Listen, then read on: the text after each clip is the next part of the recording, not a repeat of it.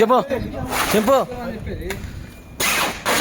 Education officer ఇక్కడ కందిలో కొత్తగా ఒక ఆటం జూనియర్ కాలేజ్ అనేది స్టార్ట్ చేసిండ్రు.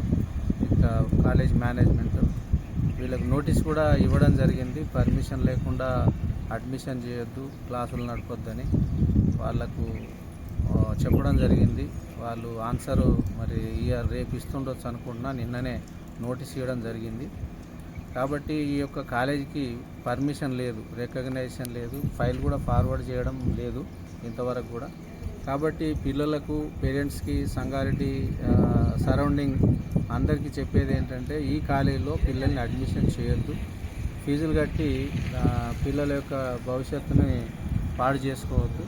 కాబట్టి మీరందరూ కూడా మరి పేరెంట్స్, పిల్లలు అందరూ కూడా గమనించి మరి మీ యొక్క లైఫ్ని పాడు చేసుకోకుండా, రికగ్నైజేషన్ కాలేజీలో జాయిన్ చేసి పాడు చేసుకోకుండా మరి కాపాడుకోవాలని, మరి రికగ్నైజేషన్ ఉన్న కాలేజీలు చూసి అడ్మిషన్ కావాలని చెప్పి మరి మీకు చెప్పడం జరుగుతుంది.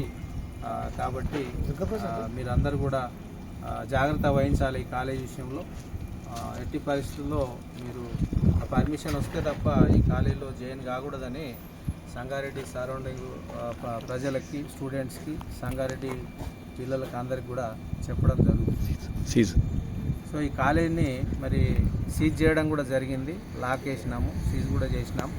ఒకవేళ ప్రైవేట్ యాజమాన్యం దీన్ని కనుక ఓపెన్ చేస్తే మరి ఎట్టి పరిస్థితుల్లో వాళ్ళ మీద యాక్షన్ అనేది తీసుకోవడం జరుగుతుంది.